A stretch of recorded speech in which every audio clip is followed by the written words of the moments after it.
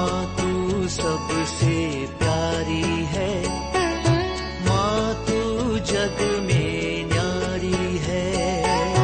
माँ तू सबसे प्यारी है, माँ तू जग में न्यारी है। अपने आंचल में रखना, अपने आंचल में रखना। हमें वरदानों से भरना। माँ तू सबसे प्यारी है, माँ तू जग में न्यारी है। माँ तू सबसे प्यारी है, माँ तू जग में न्यारी है। पिता, पुत्र और पवित्र आत्मा के नाम पर आमीन। आप सबों को जय यीशु। हम लोग बीच बीच में परिवार के विषय में भी मनन चिंतन करते हुए आए हैं। मैंने आज के इस क्लास से, इस सप्ताह का पूरा क्लास परिवार के ही कई बातों पर मनन चिंतन करने के लिए तैयार किया है। आज हम लोग अपने घर का हालात को थोड़ा सा मनन चिंतन करेंगे। हमारा घर घर है या नरक है? हमारा घर घर है या प्रार्थना का जगह है? हमारा घर क्या कहीं मधुशाला तो नहीं है? शराब का अड्डा बन करके स्वयं पी रहा है, दूसरों को पिला रहा है, बना रहा है, बेच रहा है। सब कुछ हमारे घर में ही चल रहा होगा। इसलिए आज के इस क्लास के अंदर हम लोग थोड़ा सा मनन चिंतन करेंगे। आज हमारे घर की क्या अवस्था है? प्रवक्ता ग्रंथ अध्याय 11 वाक्य 31 में, सिराक चैप्टर 11:31 में बहुत ही एक सुंदर वचन है। वहां पर लिखा है, हर किसी को अपने घर में मत आने दो। हर किसी को अपने घर में मत आने दो, क्योंकि कपटी मनुष्य के बहुत से जाल होते हैं। हमारे घर को नरक बनाने के लिए कई चीजें हो सकता है। इसलिए प्रवक्ता ग्रंथ के अंदर हमें उपदेश दे रहा है, हर व्यक्ति, हर वस्तु, हर दोस्ती हमारे घर पर नहीं होना चाहिए। घर नरक बनाने का पीछे का एक मुख्य कारण है, घर में इस प्रकार का दोस्ती, लोगों का आना जाना, ऐसा घर एक प्रकार का बाजार बन जाता है, नरक बन जाता है, पाप का अड्डा बन जाता है। विशेष रूप से कई घरों में बैठ कर के ताश खेलते हैं, दोस्त लोग सब इकट्ठा होते हैं, दारू पीते हैं, बार बार दारू का पार्टी रखता है। और कहीं घर मुझे मालूम है दारू बनाता है, घर के लोग पीते हैं और घर जो उस दारू को बेचते भी हैं। इस प्रकार ये अड़िया दारू हमारे घर को नरक बनाकर रखा है। पवित्र बाइबल हमें फिर से सिखा रहा है। सूक्ति ग्रंथ उसके अध्याय 23, प्रोवर्ब्स चैप्टर 23 वाक्य 29 से आगे 29 ऑनवर्ड्स बहुत ही सुंदर वचन लिखा हुआ है। कौन दुखी है? कौन शोक मनाता है? कौन झगड़ा लगाता है? कौन शिकायत करते रहता है? कौन अकारण घायल होता है? किसकी आंखें लाल हैं? देखो, सवाल के ऊपर सवाल करते हुए आ रहा है। इसके अंत में उसका उत्तर भी दिया है। वह उस व्यक्ति की दशा है जो अंगूरी पीता है, दारू पीने वाला, शराब पीने वाला, अड़िया दारू, नशे में रहने वालों का हालत है। ये जो पूछा हुआ बातें हैं वो हमेशा दुखी रहता है, शोक मनाते रहेगा, शिकायतें करते रहेगा, झगड़ा करते रहेगा, अकारण घायल भी होता रहता है, उनकी आंखें लाल रहता है। देखो, मुझे पवित्र बाइबल के अंदर 80 जगह पर यह मिला है कि नशा मत करो, नशा मत करो। पवित्र बाइबल के अंदर 80 जगह पर मुझे मिला। मैंने उस 80 जगह को नोट कर करके हमारे पारिवारिक प्रार्थना एवं धर्म शिक्षा ग्रंथ के अंदर उससे 40 परिणाम हमारे जीवन में होता है, उसको मैंने लिखा हुआ है। पारिवारिक प्रार्थना एवं धर्म शिक्षा पुस्तक के अंदर ये 40 परिणाम लिखा हुआ आपको मिलेगा। ये 40 परिणाम इसलिए लिखा हुआ है ताकि हम लोग उसे पढ़ करके अपने घर को पवित्र रखना। जिस प्रकार हम अपने मंदिर को, चर्च को पवित्र रखते हैं, साफ सफाई में रखते हैं, प्रार्थना का घर बनाकर रखा है, उसी प्रकार हमारे घर को भी पवित्र रखने की जरूरत है, स्वर्ग के समान रखने की जरूरत है, जहां प्रार्थना चलने वाला एक प्रार्थना का घर बनाने की जरूरत है। हम लोग ये एफेसियों का पत्र उसके अध्याय 5 वाक्य 18 में पढ़ सकते हैं।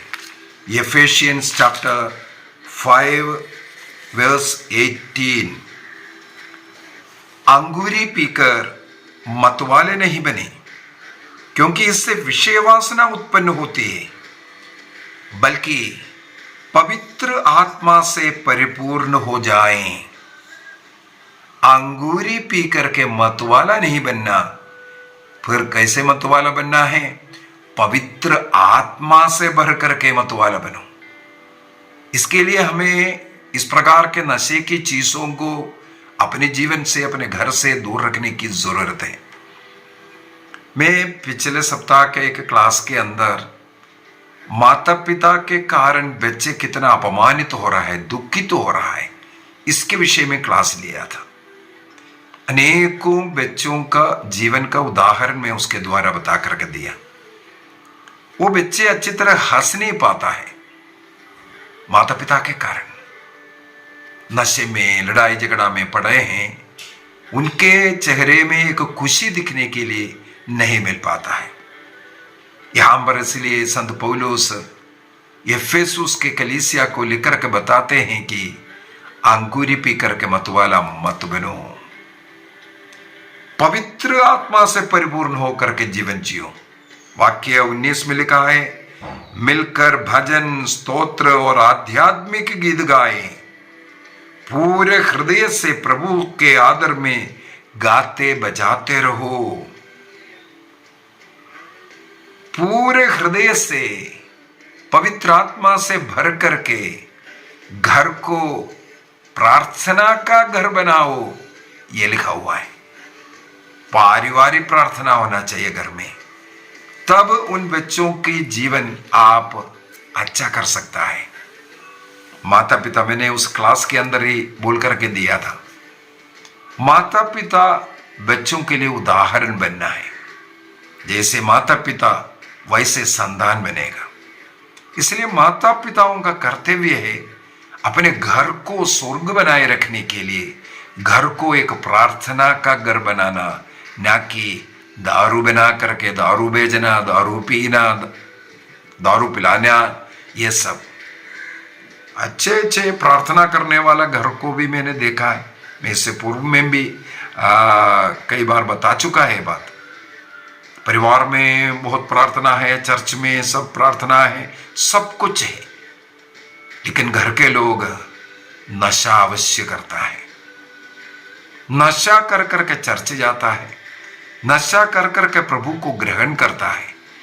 ये नशा घर को बर्बाद करते हैं। हमारे इस चैनल के अंदर जो प्रोटेस्टेंट लोगों का हमेशा एक टिप्पणी पढ़ने के लिए मिलता है, सही टिप्पणी भी, मैं उसका इनकार नहीं करूंगा।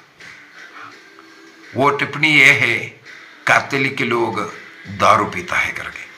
इसका ये मतलब नहीं है केवल कैथोलिक लोग दारू पीते हैं, प्रोटेस्टेंट लोग भी दारू पीते हैं, बर्बाद है। लेकिन मैं विनम्रता से स्वीकार करना भी चाहूंगा, जी हां, हमारे कैथोलिक लोग बिल्कुल नहीं पीना चाहिए, क्योंकि कैथोलिक के लोग पवित्र मिस्सा बलिदान में प्रभु को ग्रहण करने वाले, अन्य लोग नहीं। जो लोग ये विश्वास करते हैं कि हम प्रभु को ग्रहण कर रहा है, प्रभु का शरीर और रक्त को ग्रहण करता है, इसके बाद इस प्रकार का कार्य करना कितना निंदनीय है।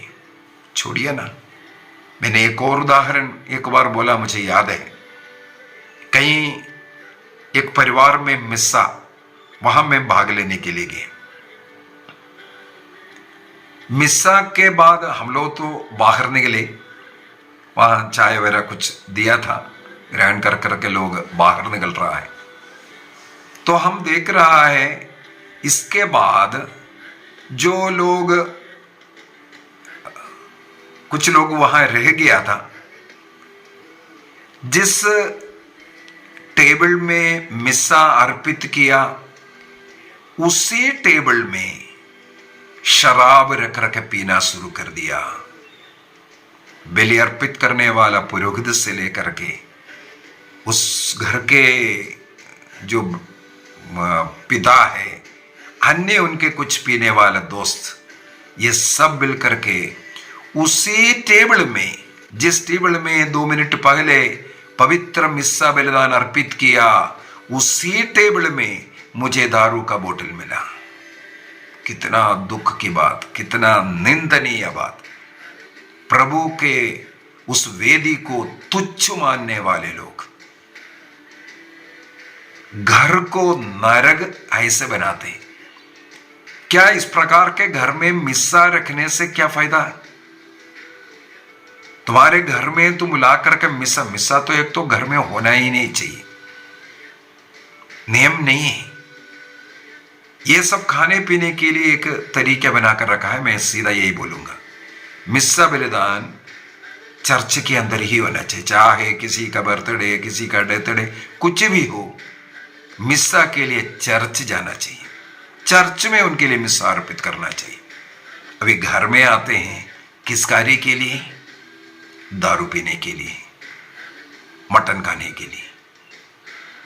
इस प्रकार का बलि प्रभु का आदर नहीं, प्रभु का निंदा हो रहा है। साथ ही साथ उसको, प्रभु के उस बलि को तुच्छ मान रहा है और उस घर को शाप, जो दंड है, वो बुला करके ले रहा है। कैथोलिक कलीसिया का धर्म शिक्षा ग्रंथ 2290 में और 1809 में 2290, 1809, इसके अंदर संयम एक नैतिक गुण है। इस गुण को यदि हम अपनाएंगे अपने जीवन में, इस संयम रूपी गुण को अपनाएंगे, सीखेंगे, प्रैक्टिस करेंगे, हम इस प्रकार के बुराई से, नशे से सब दूर रह सकता है। एक उपाय यही है, घर में स्वयं इस संयम के इस गुण को सीखो और उसके अनुसार आप जीवन जियो और अपने संतानों में वो आशीष आपको मिलेगा। संत क्रिसोस्टोम कहते हैं, घर इस प्रकार एक नैतिकता का स्कूल है जिस पाठशाला का टीचर्स स्वयं पेरेंट्स हैं। और संत अगस्तिन उससे बढ़कर के परिवार के विषय में कहते हैं, family is a domestic church. एक घरेलू कलीसिया के रूप में संत अगस्तिन कहते हैं, यदि घर, हमारा परिवार एक घरेलू कलीसिया है, उसका अध्यक्ष, उसका बिशप पेरेंट्स है और भेड़े हैं अन्य संतान सब। उनको सही मार्ग दिखाना, सही रीति रिवाज दिखाना, उसको प्रार्थना सिखाना, समय समय पर संस्कारों को देना, यह सब माता पिताओं का कर्तव्य है।